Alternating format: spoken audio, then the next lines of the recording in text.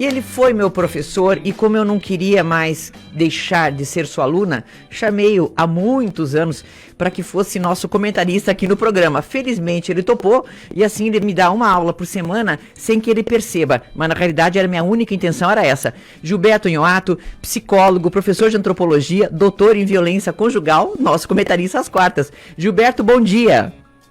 Bom dia, Maria, Karina, bom dia a todos os ouvintes, é um prazer estar aqui com vocês sempre, todas as quartas. Pois então, você sabe que, né, se perguntar pra você se você dá aula particular, não diga que não, é que você dá, tá? Pra mim, só que você não percebeu até hoje, que nunca te paguei, né? Pois é, né? Faz tempo, já vai fazer 15 anos, Maria. Tirei todo... Eu, né? Tirei todas as minhas dúvidas com você, Gilberto. Tirei todas as dúvidas com você, Gilberto. Querido Gilberto com a gente, ele é professor de antropologia, como eu sempre falo, porque é bom destacar isso, porque você faz um cruzamento bem interessante entre psicologia e, nossa, a sociedade humana em geral. E a gente fala hoje sobre as pessoas que flertam com o perigo, esportes radicais, profissões de risco, etc. E hoje eu queria incluir, Gilberto, também porque eu estava ontem conversando com uma pessoa que faz essas aglomeraçõezinhas básicas, mas faz mesmo, tá? Uma pessoa jovem, e aquela coisa que a gente fala, tá lá na tal lugar, teve uma festa, pois é, aquela pessoa tá nessas festas, tá? Então, eu comentei, né, esse assunto, falei, mas o que você acha disso? Aí a pessoa, não, mas veja, acho que não vai pegar, etc. Eu disse, mas você não tem o pai e a mãe, não seria importante? Ou seja... Eu percebi algo parecido com o nosso tema de hoje nesse comportamento. Embora, ao sugerir esse tema, eu não tinha pensado nisso, tá, Gilberto? Mas ontem me deu um clique, eu falei, gente do céu, peraí, isso aqui tá parecendo o tema sugerido pro Gilberto, né? Então, querido, eu queria que você fizesse a tua preleção do jeito que você quisesse, para que a gente pudesse, claro, enriquecer a reflexão dos nossos ouvintes, porque é essa a proposta do programa já há 18 anos, né? Que a gente enriqueça a reflexão das pessoas, né? Pessoas que flertam com o perigo, esportes radicais, profissões de risco, etc. É importante, Maria, fazer uma distinção para os ouvintes a respeito de algumas categorias, aí 2, 3 categorias de pessoas que são muito distintas com relação ao perigo. Veja, essas pessoas que optam por esportes radicais, né, empresas de aventura, e isso cresceu imensamente no Brasil a partir dos anos 80, nós temos até, se o ouvinte entrar na internet, ele vai fazer o teste do lesmão, né? Se ele é muito devagar, né? Ele pode então contratar uma empresa de aventura, tá lá, se você é lesmão. Bom, é preciso teste do lesmão, de lesma? Se você tem lá várias perguntas. Se você, dependendo do número de respostas que você dê, você cai na categoria lesmão. Então, você o site sugere que você procure uma empresa de aventura para você melhorar o teu ritmo de vida, tua competitividade, tua confiança, né? Como tem executivos que se fazem saltos perigosos para consolidar melhor sua confiança no trabalho, nesse mundo competitivo. Bom, assim como nenhum piloto, nem nenhuma pessoa dessas que entra numa empresa de aventura, nenhum piloto de Fórmula 1, estou distinguindo categorias de pessoa desse tipo de pessoa que você citou agora, da aglomeração, com outros. Nenhum piloto de Fórmula 1, nenhum piloto de caça de avião naval, né, arriscaria sua vida por um vírus.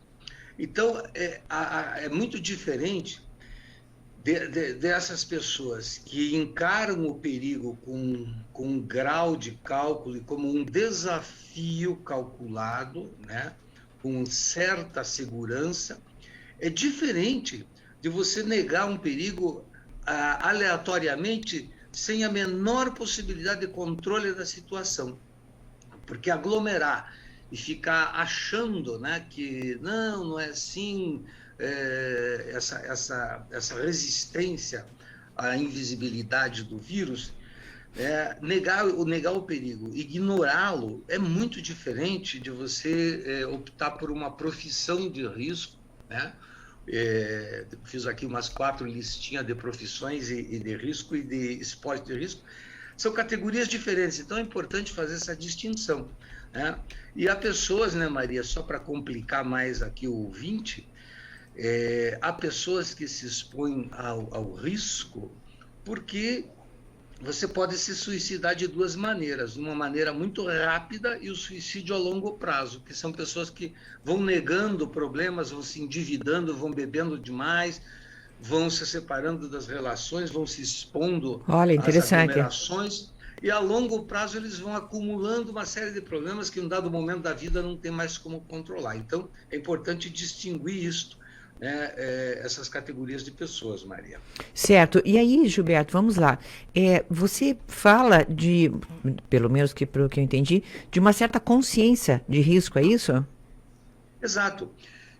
Nesses casos de esporte, existe uma consciência de risco e claro, muitos treinadores morreram e pessoas que passaram por situações assim morreram, mas por acidentes, né, em parte de erro humano, né? A possibilidade de um paraquedas não abrir num salto é de menos de 1%. 1% em torno disso, é mais fácil ser atropelado na rua do que o paraquedas não abrir. Mas os erros humanos podem acarretar esse tipo de situação. Agora, Maria, é interessante que a gente tem assim, olha, o que mudou, né? Porque se nós pegarmos uma comparação aqui dos esportes, das sensações, das emoções do século XIX, quais eram os elementos, os instrumentos que promoviam essas emoções, e hoje, se nós compararmos quais são os instrumentos tecnológicos que promovem essas emoções, nós vamos ver que houve uma mudança imensa no quê? No século XIX, o século XIX é o século que se descobre um tal do sentimento de si. A palavra sexto sentido, ela nasce no século XIX. Tem o historiador do corpo, Jorge Vigarello, escreve isso num livro chamado O Sentimento de Si. Então, no século XIX, as pessoas começam a descobrir sensações internas, Maria, que até o século XVIII não se explorava, né? Interessante. Esse indivíduo interno não existia. Então, o que acontece? Coincide o século XIX com a Revolução Industrial, a produção de máquinas. Entra em moda o quê? Parque de diversão com roda gigante, montanha-russa e aquelas cadeiras que fazem assim, aqueles... Que giram, o chapéu mexicano, essas coisas, né? Isso. Então, tudo isso está a serviço da satisfação das novas emoções que o indivíduo experimentava. Entra em moda, no século XIX, entra em moda também, Maria, o uso do ópio, a droga, o ópio, sim. Para o sujeito buscar essas sensações internas e os diários íntimos, né? Os diários íntimos para contar sobre a intimidade. O que acontece no século XXI? Uma intensa revolução industrial, né? entre outras mudanças, e aparecem novas sensações. Não é mais ópio, é a cocaína, né? É a adrenalina, pura adrenalina. Por quê? Porque a sociedade se tornou mais veloz, competitiva. Então a ideia é buscar o êxtase. O êxtase do quê? Nem a Fórmula 1 mais está atraindo tanto assim os jovens quanto, por exemplo, o sujeito se jogar, o wingsuit, o sujeito se joga no penhasco com uma roupa de asa, né, Maria? Sim, nossa, esse é o esporte que me impressiona mais. Eu acho lindo, porque eles fazem aquelas filmagens, né, com o capacete deles, tudo, um filma o outro, etc. Eu fico impressionada, eu acho maravilhoso, só que deve ser um risco enorme, né? Pois é, veja como isso é fascinante, né? Isso gera um êxtase. Por quê? Porque o indivíduo do século XXI, ele vive novas sensações, né? Novas emoções que são muito diferentes. O próprio uso da cocaína, a prática da cocaína no século XXI, em oposição ao ópio, são usos, os dois são prejudiciais, evidentemente, mas são usos que levam a objetivos diferentes, né? O primeiro é uma introspecção sobre sentimentos mais brandos que aparecem no século XIX, e o segundo sobre adrenalina, velocidade, conquista, vitória, né? superar a busca da confiança, né? Isso o Anthony Giddens, no livro A Consequência da Modernidade, ele vai mostrar que o indivíduo do século XXI se opõe completamente ao do século XX. Veja que até pouco tempo, Maria, o indivíduo nascia numa cidade e morria na cidade. O indivíduo tinha um emprego do começo ao fim da vida dele. O indivíduo nascia mulher e morria mulher. Casava com aquela família naquele lugar e morria com aquela família naquele lugar. Tinha os mesmos amigos. Isso mudou radicalmente. Então, o indivíduo moderno, contemporâneo, né, ele tem a possibilidade de viver vários empregos, alguns casamentos, gêneros diferentes, lugares diferentes, cidades diferentes, relações amorosos passageiros. E esse novo tipo social, inclusive, isso tudo faz nascer os hiperativos, né, Maria? Sim. A hiperatividade, ela é típica da nossa sociedade.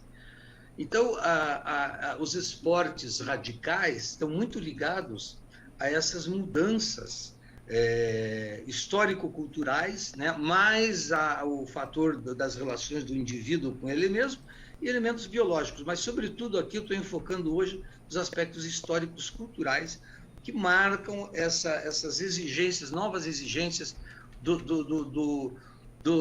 da busca dos sentimentos catárticos, Maria. Não é mais qualquer sentimentozinho. Precisa criar êxtase, precisa gritar, chorar. Não é mais qualquer coisa. Eu imagino, por exemplo, aquelas sensações dos parques de diversão, aquelas montanhas russas que são mais arriscadas que eu digo não, mas enfim, que tem até aquelas que são, eu não me lembro se é 3G ou 4G, sabe? Que é o máximo que você suporta, né? De força da gravidade, né? Enfim, mas essas sensações todas, digamos, elas também estão muito vinculadas a um avanço de tecnologia, né, Gilberto? É como se a gente pudesse chegar perto da experiência da morte sem morrer.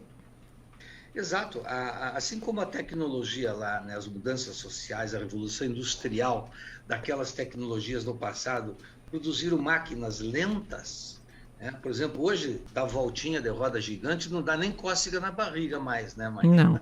Exatamente. Mas as tecnologias modernas, né, elas estão voltadas, né, muitas dessas que nós estamos falando, para a velocidade. Né? É a sociedade do triunfo do efeito sobre a causa. Né? Como dizia o Jean Baudrillard no livro América. Triunfo do efeito sobre a causa. Explica melhor, desculpa. Triunfo do efeito sobre a causa. Efeito sobre a causa. Quer dizer, a velocidade ela produz mudanças tão rápidas que ela era para ser um efeito de algo, que ela está produzindo causas, né? Ela é que conduz as pessoas a agirem da forma com que agem, buscando sempre essa superação que a tecnologia nos favorece, né? A rapidez com que você acessa informações, conhecimento e contato com pessoas, com o celular. Eu vou dar um exemplo aqui, Maria, para o ouvinte. Quando eu era criança e morei lá em Morretes, na nossa rua, ninguém tinha telefone. Não existia telefone nem televisor, imagina. Telefone na casa, né? Ou seja, detalhe, né? Isso. Para falar com alguém, ou você ia lá do outro lado da cidade a pé, pedia para a telefonista, ela ficava esperando ela fazer uma ligação para Curitiba, aí caía a ligação. Você demorava quase 1 hora para fazer isso. E o mais fácil era quando você tocava o telefone na delegacia e o policial ia chamar o morador da rua para atender o telefone. Veja, ou então as cartas, né? Nós fazíamos comunicação por cartas. Sim. Levava uma semana para ir, outra semana para voltar, 15 dias depois você tinha a resposta. Veja como isso mudou, a tecnologia mudou. O que não mudou muito foi a cabeça das pessoas, né, Maria? Porque do século XVIII, onde o homem inventa a máquina a vapor, né, e deixa de usar tração animal para a locomoção de materiais, até o século XX, no metade do século XX, ele foi para a Lua.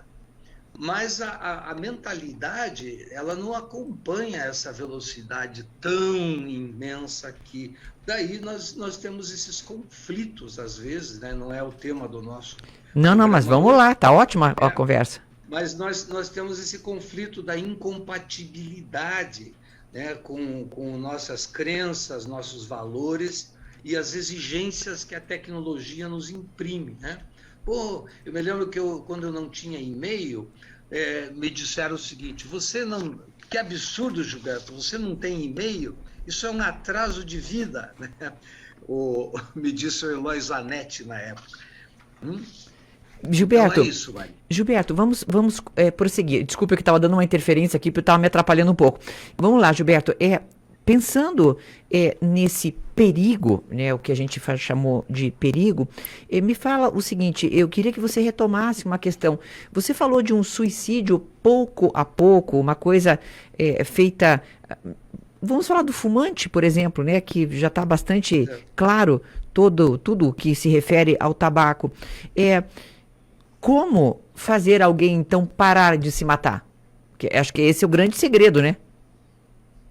Pois é, assim como a pessoa não se dá conta, né, o sujeito, ele não tem claro, né, na mentalidade dele, não é uma escolha, não na maioria dos casos, porque tem pessoas que decidem, né, por um ponto final, demora algum tempo, pouco tempo ou muito tempo, mas a maioria que faz esse tipo de busca do suicídio a longo prazo, o sujeito não tem uma consciência clara, exata, ele vai negando o problema. Vai negando, ele vai negando o problema, né? Ele vai negando enquanto ele não chega a uma situação crítica, ele não muda, né? Infelizmente, é como o alcoolista, que é um suicídio a longo prazo, né? Você falou do tabaco, o alcoolismo, o sujeito vai bebendo, começa já jovem, vai seguindo, ele pode aguentar até bem mais 60 anos, às vezes até 70 anos, consegue segurar. E o que acontece? Tanto o fumante quanto o alcoolista, quando a coisa bate, né, o sujeito está com o pulmão destruído. Às vezes é tarde demais. Mas é preciso... Uma das dificuldades é essa, é fazer a pessoa entender. É como eu, há muitos anos, Maria, eu tenho morretes no litoral, hoje eu estou com morretes aqui Então, hoje está com morretes na cabeça. Tinha o problema do corte de palmito ilegal, que ainda existe, né? Sim, ainda tem gente oferecendo por aí. Então, uma vez eu conheci um palmiteiro, que chama-se palmiteiro, os cortadores de palmito ilegais. Eu disse para ele: fulano, você não pensa que se vocês cortarem palmito, uma hora vai acabar? Ele olha para mim, Maria, aponta lá para o Marumbi, para a cadeia do Limpo, do Abrolhos, do Facãozinho, que é o conjunto do Marumbi, e diz assim: você acha que isso aí vai acabar para eu cortar 20, 30 palmitos? Então, a incapacidade de analisar a situação numa amplitude maior por falta de elementos, né, mais concretos, impede. Então, nessas pessoas, fumantes crônicos, alcoolistas, só o eletroconvulsoterapia, Maria, no sentido aqui, não do eletrochoque, mas assim, só choques psicológicos, impactos, cortes incisivos na vida da pessoa, porque senão o diálogo, a conversa, nesses casos, a consciência, não funciona, essa linguagem não atinge.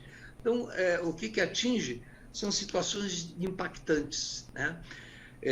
Eu me lembro que nós fazíamos quando os alcoolistas chegavam no hospital onde eu trabalhei há alguns anos, eles sentavam numa cadeira no meio e cada um ia contando um pouquinho a sua história e ele contava a dele. E havia ali uma espécie de confronto de lógicas, né? Porque todo mundo ali já bebia há muitos anos, já conheciam esses mecanismos de defesa psicológica que o fumante e que o tabagista e o alcoolista usam. Não, isso aqui eu controlo, eu paro quando eu quiser. Então, só funciona com impacto, né? Com o corte para produzir esse efeito de medo, de temor do real. Né? E é isso que faz, por exemplo, algumas pessoas fugirem da terapia, né? Brigar até com o terapeuta e cortar essa relação, mas no fundo, aquele corte foi dado e aquilo vai reverberar dentro da pessoa, né? Vai. Às vezes, né, Maria, nós como terapeutas temos que tomar essa decisão, né?